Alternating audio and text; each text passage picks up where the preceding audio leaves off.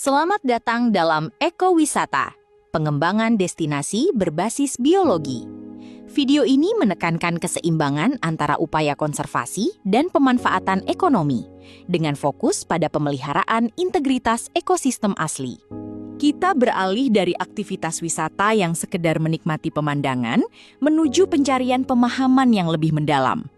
Pariwisata konvensional umumnya berfokus pada keindahan visual, sedangkan ekowisata biologis menempatkan proses kehidupan dan entitas biotik sebagai aktor utama, dengan tujuan memahami berbagai fenomena biologis.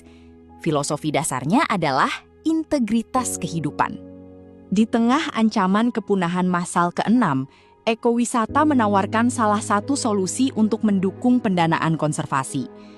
Indonesia, sebagai salah satu pusat mega keanekaragaman hayati dunia, memiliki potensi yang sangat besar. Oleh karena itu, peran yang harus diemban bukan sekedar sebagai pengelola pariwisata, melainkan sebagai penjaga keanekaragaman hayati. Spesies payung adalah spesies ikonik yang memiliki wilayah jelajah luas serta kebutuhan habitat yang kompleks. Upaya konservasi terhadap habitatnya secara tidak langsung turut melindungi ribuan spesies lain. Oleh sebab itu, spesies ini juga berperan sebagai wajah utama dalam pemasaran destinasi.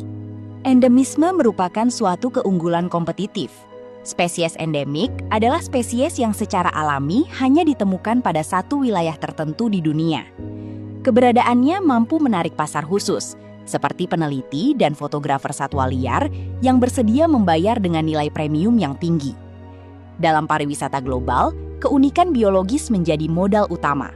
Memahami sensitivitas ekosistem merupakan hal yang sangat penting. Lahan gambut peka terhadap perubahan tata air dan memiliki risiko kebakaran yang tinggi. Mangrove berperan melindungi wilayah pesisir serta menjadi tempat pemijahan ikan. Terumbu karang sangat rentan terhadap perubahan suhu dan sedimentasi. Sementara itu, kawasan savana memerlukan pengelolaan yang memperhatikan musim kawin satwa. Pengelolaan kawasan mencakup penerapan strategi zonasi. Zona inti diperuntukkan bagi perlindungan penuh serta kegiatan penelitian yang sangat terbatas.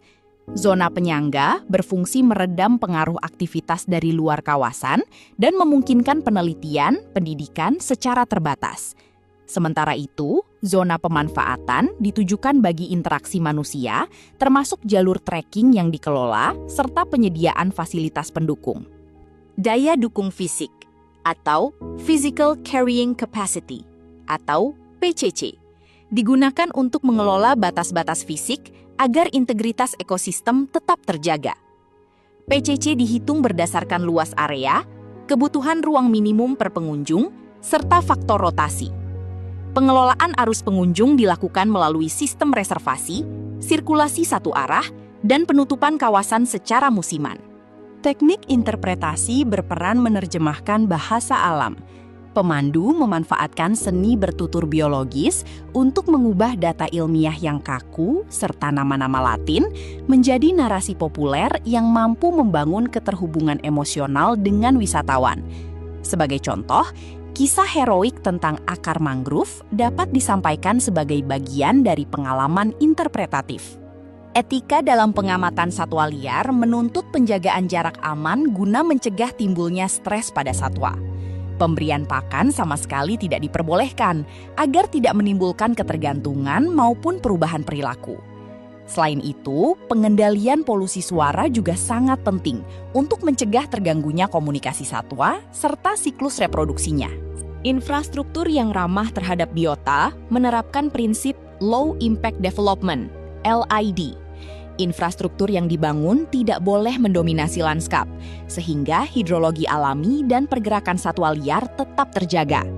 Sementara itu, arsitektur biomimikri meniru pola-pola yang terdapat di alam untuk menghasilkan kekuatan struktur dan efisiensi termal, sehingga dapat mengurangi ketergantungan terhadap energi. Pengelolaan dampak fisik mencakup penanganan limbah dan pencahayaan. Prinsip Dark Sky Awareness diterapkan untuk mencegah polusi cahaya yang dapat membingungkan satwa nokturnal secara fatal, sehingga diperlukan lampu berintensitas rendah dengan spektrum tertentu. Selain itu, penerapan zero waste dan pengelolaan limbah cair yang ketat bertujuan memastikan tidak terjadi pencemaran terhadap sumber daya air. Studi kasus keberhasilan di Misool, Raja Ampat, menunjukkan bahwa penerapan zona larang ambil atau no-take zone seluas 1.220 km persegi mampu meningkatkan biomasa ikan hingga 250%. Sebaliknya, kasus kegagalan di Maya Bay, Thailand, terjadi akibat pengabaian terhadap daya dukung kawasan yang berujung pada kerusakan terumbu karang yang parah dan penutupan sementara kawasan tersebut. Hal ini menegaskan bahwa perlindungan yang ketat mampu menciptakan nilai ekonomi jangka panjang. Cagar Alam Tangkoko di Bitung menitikberatkan pengelolaan pada aset endemik seperti tarsius dan monyet hitam Sulawesi. Pengelolaannya diarahkan untuk menarik peneliti internasional serta fotografer satwa liar. Teknik pengamatan dilakukan melalui kelompok kecil dengan penekanan pada upaya meminimalkan gangguan terhadap siklus aktivitas spesies nokturnal maupun diurnal. Sebagai penutup, peran sebagai penjaga keanekaragaman hayati menuntut adanya analisis yang kritis.